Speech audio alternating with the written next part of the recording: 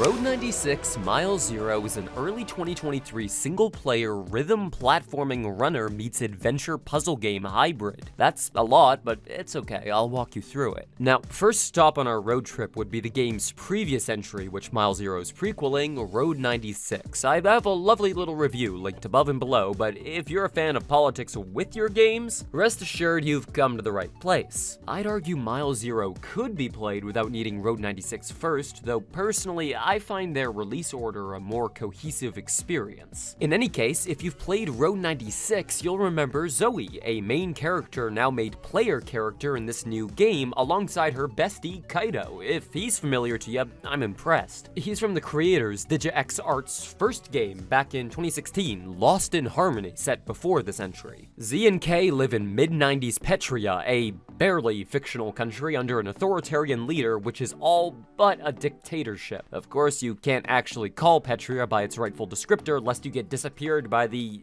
peacekeepers. It's no wonder the kids aren't alright, springing off to the border, more on that in the game's prequel, but here, well, you're not exactly a runaway anymore. Mile Zero indeed, you live in White Sands, a high-end gated community for the elite of this country. Celebrities, politicians, and the lower-class workers who keep their lawns trimmed to spec and shoes shined. Living in poorly maintained multi-family units under constant government surveillance, they can't even leave White Sands without a pass, and all it takes is talking out of line to get your head shoved to the pavement. Unless you're the daughter of the Minister of Oil like Zoe. Then you're not the cobbler, you're just the boot, whether you're aware of it yet or not. If they can't escape physically, be it for social stigma or threat of arrest, then what else is the kid to do? Vandalize shit, pull pranks on the only government service people you can interface with without getting shot, steal cool shit for your hideout. Every action has a consequence, every person whose opinions you might sway a potential friend or narc, even yourself. Zoe's sway towards buying into the facade of paradise or listening to Kaido when he tells her it's all paper thin is a practical mechanism, seen in the upper left. The meter will shift as you start to question paradise. Exploring and talking to people a la Road 96 is the foundation of Mile Zero, with pretty standard FPS controls and dialogue options being rendered in-world. These set pieces in different neighborhoods of your hometown are usually partnered with a minigame,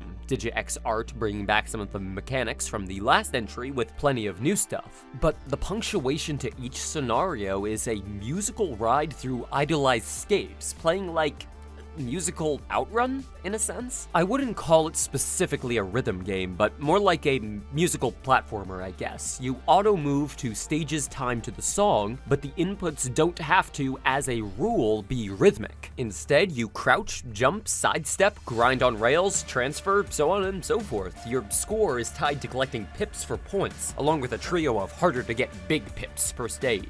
Bouncing off of obstacles like cars or short rocks also increases your score, at the risk of racking up deaths which decrease it. There are QTEs that take general input to drum kicks or solos, but can be timed purely on the visual. If you're the kind of person who's good at rhythm games on higher difficulties, but has a hard time with easier ones since the button presses have to be much slower than your muscle memory is used to, like me, it might take you a second to adjust to this musical platformer. It's not button presses to the beat per se, but more so performing full actions and adjustments to the beat. Missing an input, crashing into an orange splattered obstacle, or falling off the map pulls you back a few moments in the track in both music and gameplay. And if you repeatedly have trouble with an area, the game will let you skip right past it. Appreciated considering skipping entire songs would be missing out on far too much of the game. That said, it's hardly the most intuitive accessibility option, so if beating your heart out isn't your style, it'd still be better to look up a playthrough, IMO. There's been an explosion of non-standard rhythm games that's really taken off the past couple of years, and here I am for it. The musical segments of Mile Zero play like SSX or Tony Hawk's Downhill Jam, now with inputs and general mobility timed to the beat. Now, I've got to be real careful just how much of that beat I play, as we've got a deep licensed pull for this one. I mean, no brakes hit me like a Mack truck when it dropped. They calmed a song from the midnight, and plenty of kick-ass composers returned from the first game for some new tunes and remixes. Fucking bops. I tend to avoid carrying on about music, as it's not really my area of expertise and so often subjective, perspective, but in a music game, you can't pretend it ain't important. That said, all the tracks are lined with good drums and bass to find the pattern for levels. We've gone a bit forward in time orally, feeling more late 90s, early 1000s ska punk than the original release's mid-90s feel-good tunes. Ironic given the game's prequel. That's worth noting though, for those who've already beaten the original Road 96, no spoilers here, but you'll recall the big political event that happened about a decade before the game's main plot. Sort of the flashpoint for the traumatic past and radicalization of the nation of Petria's youth.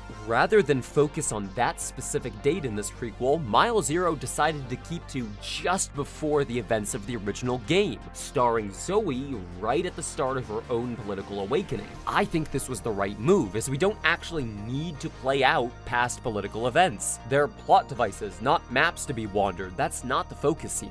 The stories being told by Road 96, I'd argue, aren't painting broad strokes of nations rising, falling, and changing rule. It's about the space between, the people who live through those regime changes, who grow up shaped by them. The offspring who can't repeat their parents' mistakes and will spend their youth gymming open locks to have a place to eat while they look on the world bleeding Petria. The sky is being polluted, the climate's getting actively worse, and anyone in charge is too interested in keeping their own power and profit to risk losing their station via even the basest advocacy. So, if it's solutions to these problems you're looking for, well, you and everyone else, kid. That itself is the point of Road 96, Mile Zero included. Wanting change isn't enough. You have to live through the days and weeks and years it takes to see it through, or live to see your nation topple into a rancid mess, friends falling back down with it. The end of the world may be here, but kids like Zoe and Kaido are just victims in all of it. The living end of their parents' ideology played out. Even those who love living in the city fear what comes next, be it from Black Brigade suicide machines giving them high anxiety, or a legitimate political opponent who stands against their ingrained ideals being elected in.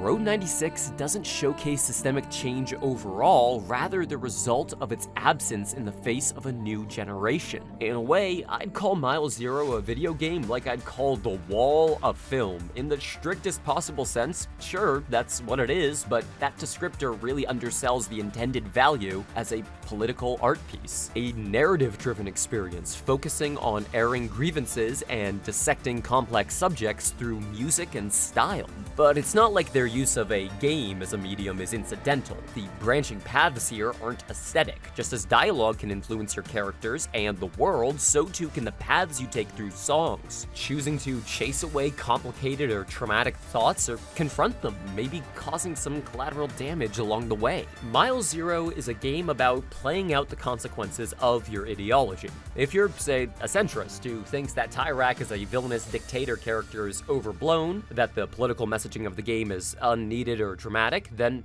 okay. You can play that logic out. You can choose to make Zoe someone who doubles down on the beliefs she was raised to hold, shuts out the trauma and the truths that lurk with it. A black cloud over her house for 10 years now, less than generous to her political outlook. While first playing through, I found some of these dialogue options for Zoe to be a bit save a puppy, kill a puppy, you know? Actually, poverty is good for you. Daddy said so. Or, hey, maybe we shouldn't be gulagging children. Then I started realizing just how often these choices are two-tiered, nuanced, sometimes even contradictory in a very honest way. I don't know if I believe you, Kaido, followed by, but I'm willing to find out, that kind of thing. See, Zoe is a character in the game's now sequel, Road 96, which means she needs to get to a certain narrative point one way or another. So you're not choosing Zoe's opinions here, but rather altering her understanding of them, her willingness to accept new ideas, to realize she might actually be wrong. I mean, she's the daughter of the oil minister of Petria. She lives in a gated community staffed by employees who aren't even allowed to speak to her. The only real exposure she ever had to mass political activism led to her watching several people get crushed to death when she was a child.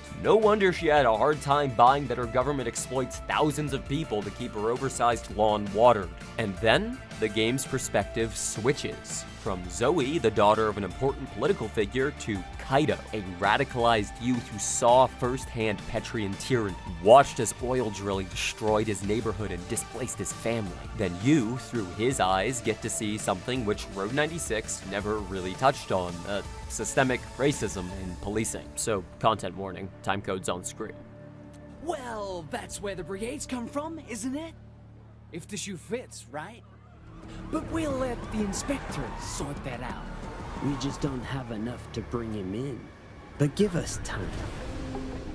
This entire scene of being interrogated by the cops, I was waiting for the music to kick in, for the visual aesthetic of giant police officers or literal pigs as obstacles for Kaido to do a Christ Air 360 over, but no.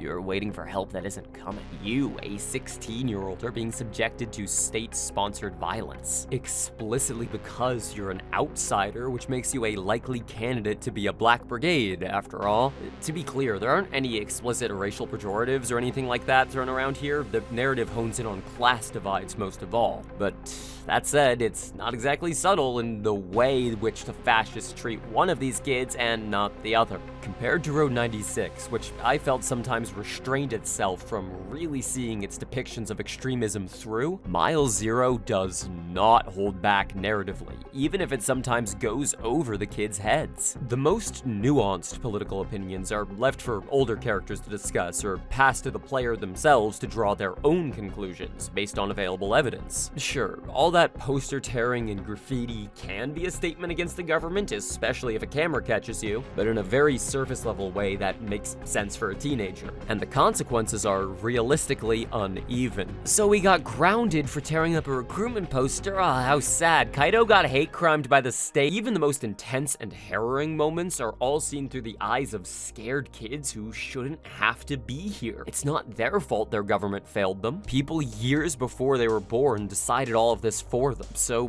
you spend your childhood in poverty, being told once you're an adult you can just vote out the bad guy. Someday there'll be a younger, more media-savvy authoritarian on that throne, imagine. Then you get older, you get booked for acting suspicious, and even after you're let go, if you're let go, your right to vote is disenfranchised. You realize the system is designed to keep whoever holds power in power, and that it doesn't matter how many votes your aspirational candidate gets if the ruler can simply declare the election fraudulent, ducking from checks or balances behind his ravenous supporters. Sooner or later, a banned brigades who are villainized by the state you've grown to despise promise you a solution at the other end of a gun. Think about it. There isn't a reality in which Petria's youth could not be radicalized. It's just a matter of what they see fit to do in response. Some want to run, some deny, some want to die martyrs, and some don't even care if it happens after they're gone. It's a pipeline that's gonna burst one way or another.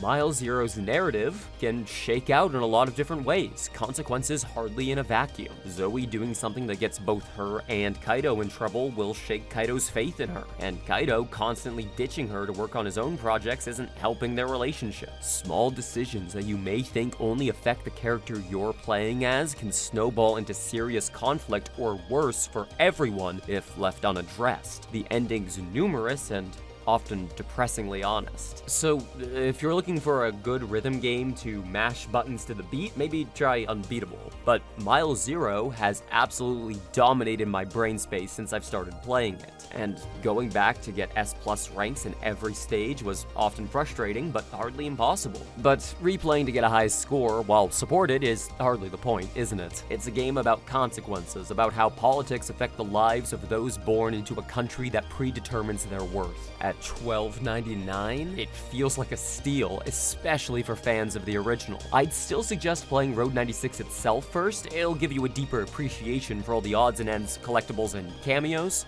But for fans of punk as more than just an aesthetic, Mile Zero has purpose behind its pomp. Thanks very much to DigiX for the key. Means a lot that y'all thought of me, and thank you for watching. Stay safe and take it easy.